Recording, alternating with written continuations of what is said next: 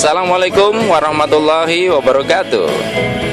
Selamat pagi teman-teman, dimanapun saat ini Anda sedang berada. Berjumpa lagi dengan saya, Arif RH, dalam program audio yang saya share secara free di dunia maya. Baik, barusan Anda mendengarkan sebuah lagu dari grup band 5 Minutes. Judulnya Semakin Ku Kejar, Semakin Ku Jauh. Mungkin sebagian orang berpikir bahwa nggak logis ya, sesuatu dikejar kok semakin jauh. Tapi fakta kehidupan sebagaimana yang saya alami, dan saya yakin semua orang kalau cermat melihat jejak kehidupannya, ini terjadi. Ya. Ketika kita melakukan pengejaran yang terlalu, justru akan menjauhkan hasil.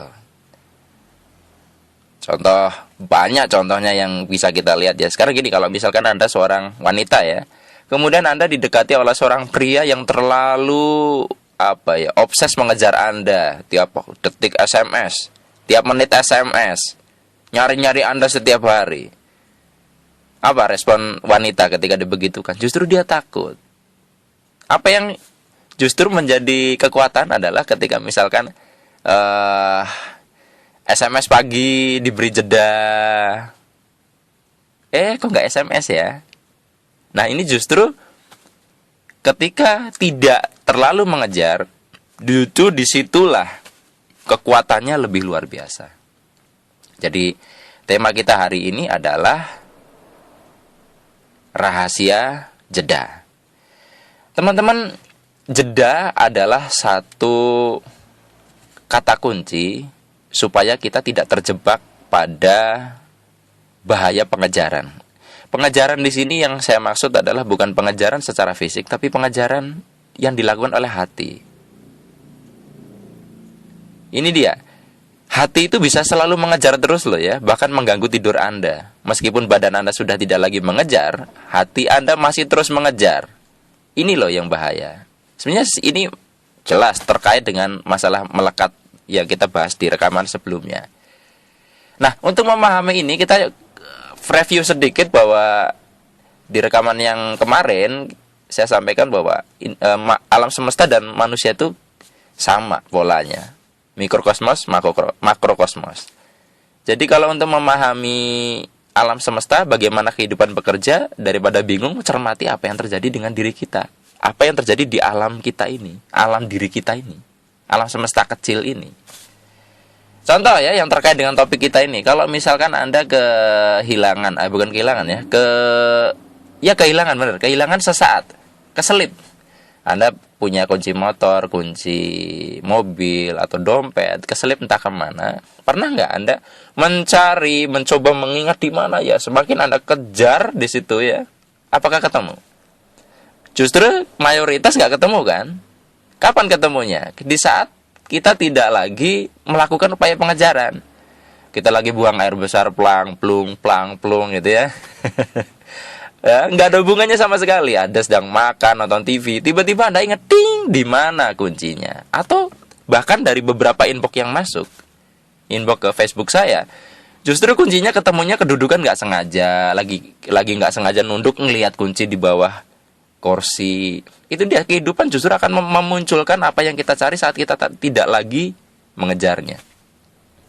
Jadi justru banyak yang menjegal pencapaian orang di dunia ini justru adalah terlalu keras mengejar kesuksesan itu sendiri. Ingat, karena terlalu keras mudah patah juga. Terlalu lemah juga nggak bagus ya.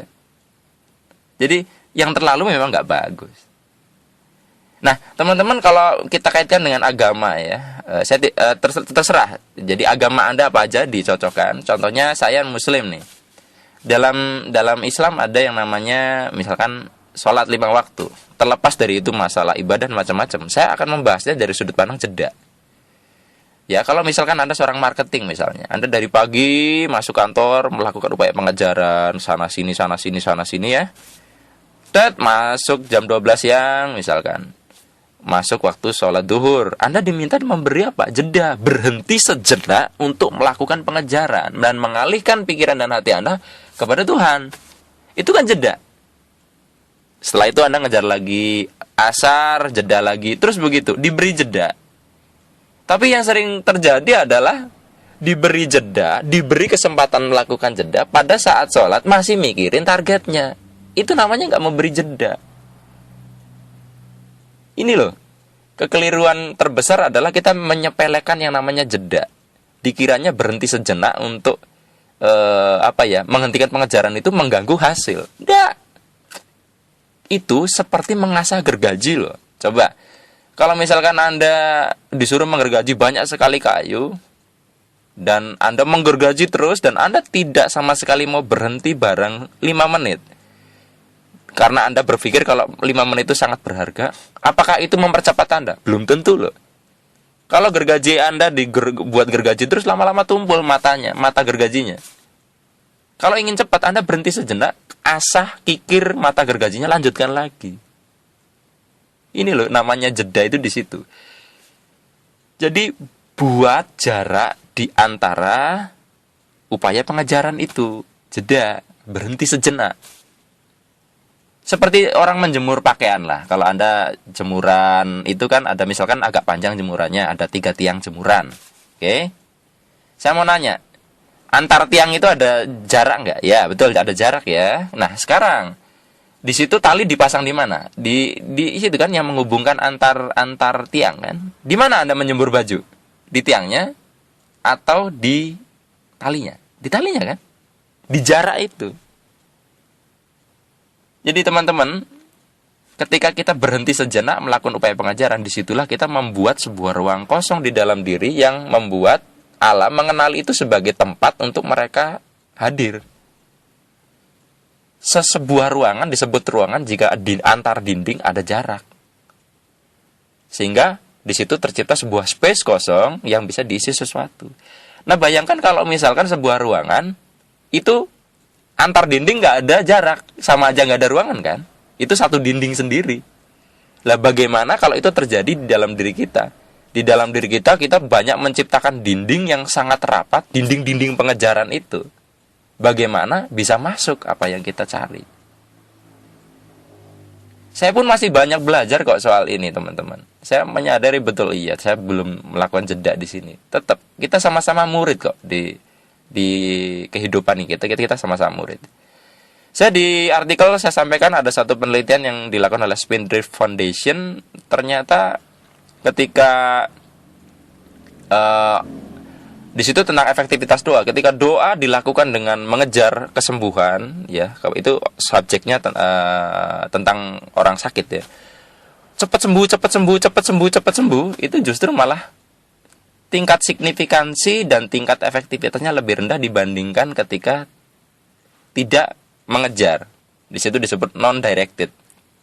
Jadi tidak mengarah kepada satu hasil tertentu, tapi justru dipasrahkan. Baliknya ke sana lagi, dilepaskan. Justru doanya lebih ampuh ketika ya Tuhan berikan yang terbaik untuk orang ini. Di situ sama sekali tidak melakukan upaya pengejaran. Ya, saya banyak dapat inbox juga kasus lain, jodoh lah, macam-macam ya, yang mereka justru terhambat jodohnya karena terlalu ingin cepat. Makanya ada kata sabar, itu bagus ya. Sabar itu adalah kita tidak terjebak pada ritme pengejaran yang terlalu. Ini ya. Jadi di situ banyak kasus. Ada juga yang cerita di bidang akademik juga sama ya, terlalu mengejar target IPK, malah IPK-nya jadi jeblok ya. Ada juga yang cerita dagangan ya, dagangannya ketika dia sudah tidak lagi terlalu terobsesi, malah lebih banyak konsumennya. Yang properti juga pernah ngalamin penjualannya jadi justru meningkat drastis ketika melakukan jeda ini. Nah, saya pribadi pernah teman saya mau jual rumah nggak laku-laku. Banyak yang bilang jual rumah itu jodoh-jodohan ya. Tapi sebenarnya jebakannya adalah orang jual rumah kadang orang itu butuh duit. Nah, karena butuh duit itu kan kepengen cepet laku. Ini dia loh, hati jadi mengejar. Nggak laku-laku akhirnya teman saya ini jual rumah. Ya, kemudian ketika pas suatu saat ngobrol dengan saya bilang buatlah jeda. Berilah jeda, tidak lagi melakukan upaya pengejaran itu. Apa yang terjadi di saat momentum jeda itu justru ada orang nggak sengaja lewat depan rumahnya, ya, kemudian tertarik dan membeli rumah itu dengan harga yang lebih tinggi dari apa yang diharapkan. Ini dia teman-teman. Jadi sadari betul bahwa jeda itu sangat membantu kita untuk menciptakan ruang di mana pencapaian itu akhirnya bisa masuk, menempati. Ruang ini luar biasa loh, ruang kosong ini, jeda ini. Kita bisa lihat dari mana-mana, di alam semesta pun banyak ruang kosong. Jangan sepelekan jeda. Jangan sepelekan jeda. Nah, tim sepak bola yang bermain terlalu mengejar, ya, terlalu tertekan harus menang, ya, itu biasanya malah mainnya nggak bagus dan kalah kan. Justru tim yang enjoy easy going, ya, itu justru mereka bisa berkembang permainannya dan menang. Ini dia. Jadi banyak contoh lah kalau kita mau membuka mata bahwa justru dengan kita memberikan jeda, tidak terjebak dalam alur pengejaran, justru akan memudahkan upaya kita. Baik, sampai di sini bisa difahami ya teman-teman. Nah, bila Anda ingin mengeksplor lebih jauh tentang apa yang kita bahas ini, Anda bisa berteman dengan saya di Facebook. Di Facebook saya, semogarip@gmail.com, Arip RH ya. Anda bisa akses artikel saya di Facebook, atau Anda bisa juga mengaksesnya di website saya, http://ikhlaspasrah.com. Anda bisa cari di menu search di kolom kanan atas ya. Anda bisa cari di situ artikel yang relevan. Baik, teman-teman, hanya ini yang bisa saya sampaikan pada kesempatan kali ini. Jika Anda mendapatkan manfaat dari apa yang saya bahas hari ini, Anda bisa membagikannya kepada kerabat saudara Anda. Saya akhiri. Wassalamualaikum warahmatullahi wabarakatuh.